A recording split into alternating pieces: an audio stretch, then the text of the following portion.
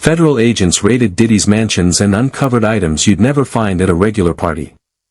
They seized over 1,000 bottles of baby oil, found hidden cameras installed in rooms, and discovered 4 drip stations set up beside beds. These weren't party supplies, they were tools designed to keep women's bodies functioning through multi-day encounters. By the end of this video, you will see the full picture of what occurred at these parties, step by step, grounded in court documents and sworn testimony. Were bowls of warm water that were filled with bottles of baby oil. To understand what happened at these parties, you first need to know where they started. Back in the 1990s, they were called Puffy Flavor Camp, simple industry gatherings for music insiders. Over the years, they shifted completely into closed-door events with heavy security and strict rules. Guests had phones confiscated at the door and were forced to sign NDAs before stepping inside. Once inside, open drug use was treated as normal. Diddy, born Sean Combs, was one of the most powerful figures in hip-hop history. For over 3 decades, he built a massive empire, starting Bad Boy Records, launching fashion lines, and founding a media company to become one of music's wealthiest moguls. In 2025, that empire crashed into a federal courtroom. Facing serious charges of racketeering and sex trafficking, his 8-week trial featured 34 witnesses. The jury returned a mixed verdict, acquitting him on the top charges but convicting him on 2 counts related to prostitution. He remains in custody awaiting sentencing while facing dozens of ongoing civil lawsuits. Okay, so look at this. Watch the woman, right? They said, look how off she is. And just watch her. Like, she goes in, she hits her, little device, whatever. And then people think that Diddy is asking her pretty much if she's okay.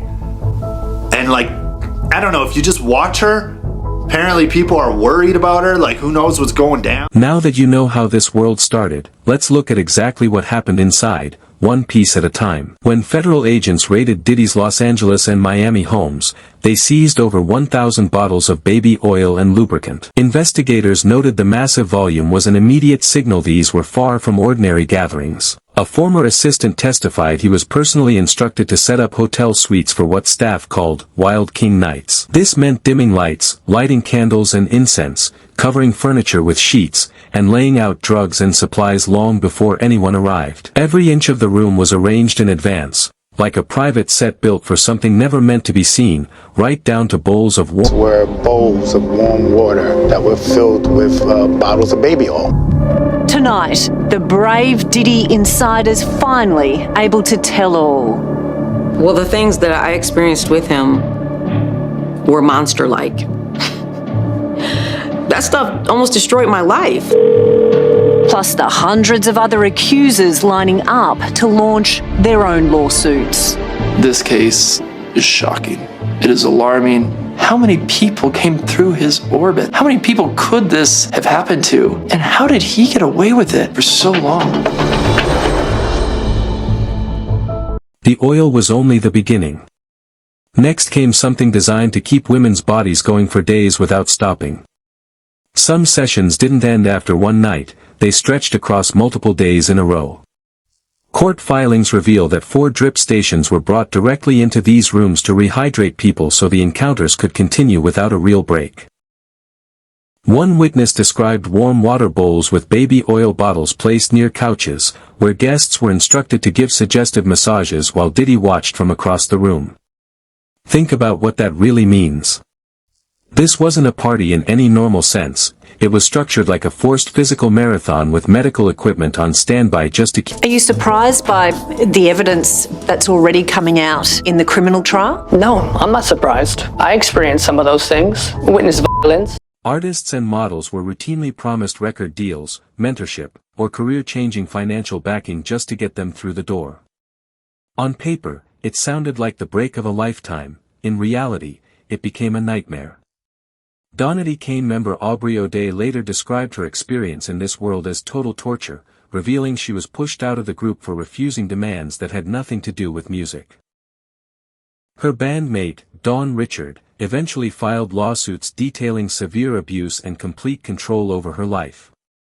During these encounters, Diddy would often remain nude or wear a mask, directing people's exact movements and positions. At key moments, he would toss stacks of cash onto the bed like a payout after a performance.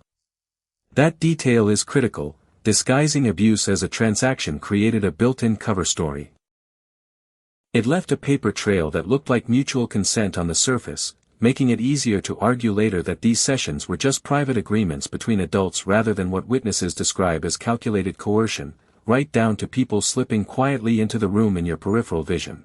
From my peripheral, somebody walked into the room. It was clear that he was nude, and one of the more shocking things to it was he was wearing a face covering, and he's pleasuring himself.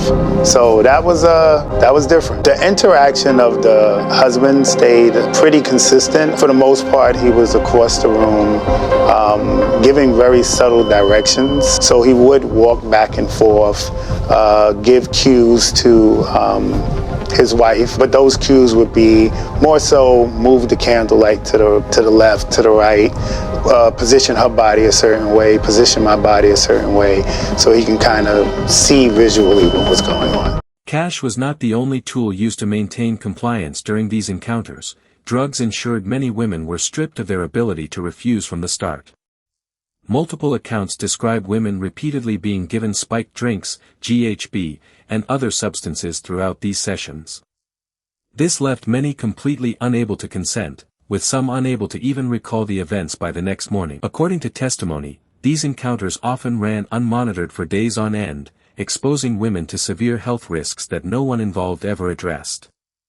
Nobody was checking on their physical condition, leaving many to deal with the lasting damage long after they left the room. Now, I've come to terms that I don't know who gave me AIDS or HIV, right? So today, I got a message about an interview that I should watch. And this interview happened to include a celebrity man that I was actually with for a few years, and I actually had feelings for this person. And let's just say this interview put a very bad light on this person. And I've dealt with cops over this person due to sexual conduct stuff that I thought was no big deal, so I brushed it off. But the fact that it's coming back to my face and they're telling me stuff about STDs and all this mess, and this man has been with me and everybody else doing the same thing with everybody else, and I don't know how to just brush it off anymore, because it's like, what if this is the person who did this to me and he's living his best life? But hey, you can't have assumptions because it just makes an ass out of you and me. That's what they say. I'll never know, right? But I just don't like seeing stuff like that. I wake up and it ruins my whole day, because I'm like, I don't think about this stuff for that reason, because I don't want to even,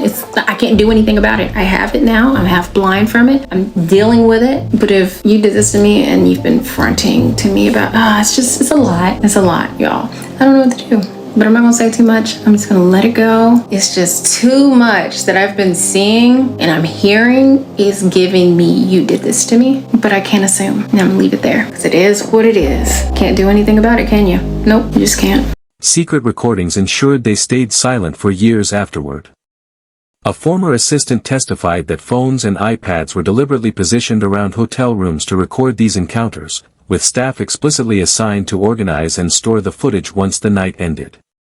Unsealed federal indictments alleged this material was later used as leverage. Victims report being threatened with leaked tapes and ruined careers if they ever dared to speak out publicly. Leverage. That reveals the true purpose of the operation. Those cameras were never there for entertainment. They acted as an insurance policy kept on standby in case anyone thought about going to the police. As long as that footage existed, keeping quiet remained the safest choice for anyone caught in that trap. Hobbs was deleting the very incriminating videos of the Wild King nights from his boss's iPhones and iPads. With us at all times. You know, we'd have their marijuana joints on us. We would have the mushrooms on us. We had a kind of a Diddy pack is what they would call it. And we would keep a satchel on us. And that's what we would have in that satchel. Guns and armed security backed up that blackmail if the footage alone wasn't enough to enforce silence. During the raids on Diddy's properties, federal agents seized unregistered firearms and ammunition, proving the threat was very real. Security teams also routinely confiscated phones right at the door before these events even started, cutting off any possibility of capturing evidence and making it nearly impossible for anyone to prove their claims later on. On top of that, strict non-disclosure agreements and aggressive legal threats kept victims completely trapped, even after violent incidents or serious medical emergencies unfolded behind closed doors. With weapons, guards, hidden recordings, and legal teams working together, speaking out felt like an impossible risk for the women caught in this web. With the full operation now clear, it is time to look at the individuals who bravely stepped forward. Cassie Ventura's 2023 lawsuit was the catalyst that broke this entire case wide open for the public. Former bandmate Dawn Richards stated that she personally witnessed severe physical abuse against Cassie, including an incident where she was struck with a skillet, and claimed she received explicit warnings that she could go missing if she ever revealed what she saw. In a separate legal filing, a yacht steward named Grace O'Markey alleged that she was drugged and assaulted while simply performing her duties aboard a family yacht, proving that even hired workers were vulnerable. Beyond these named accusers, dozens of anonymous Jane Doe plaintiffs have filed civil claims recounting spiked drinks, coerced sexual encounters, and watch the woman, right? Knows what's going down. In court, a male dancer testifying under the pseudonym, The Punisher, offered one of the clearest and most detailed eyewitness accounts of what actually took place inside these hidden rooms. Expecting a standard dance booking, he arrived at the hotel only to be met by Cassie Ventura alone. She explained the setup and instructed him to engage in a staged scene where they applied baby oil on a couch, an interaction that quickly escalated into explicit sexual acts. During the encounter, Diddy sat nearby and threw a stack of cash onto the bed as a sign of approval, mimicking a payout you would see in a strip club. Over time, Diddy moved from silently watching to actively directing every single moment. He gave precise instructions on lighting, movement, and body positioning to ensure he had an unobstructed view from exactly where he was sitting. According to the witness, this exact arrangement continued for 2.5 full years. It only came to an end when federal investigators contacted him directly, a moment that finally made him realize the true gravity of the situation and how long this operation had been allowed to run unchecked. Later, leaked hotel security footage surfaced, capturing the severe physical violence hidden behind these staged encounters. Evidence presented in court revealed that Diddy allegedly paid a hotel employee $100,000 in cash in a desperate attempt to buy the footage and keep it buried forever. After an intense 8-week trial featuring testimony from 34 witnesses, the jury reached a mixed verdict. They acquitted him on the top federal charges of racketeering and sex trafficking, but found him guilty on 2 counts tied to prostitution. He remains behind bars awaiting official sentencing while facing dozens of ongoing civil lawsuits. What do you think about everything uncovered in this case? Do you believe more high-profile figures connected to these parties will face legal consequences? Let me know your thoughts in the comments below, and don't forget to like and subscribe for updates as the sentencing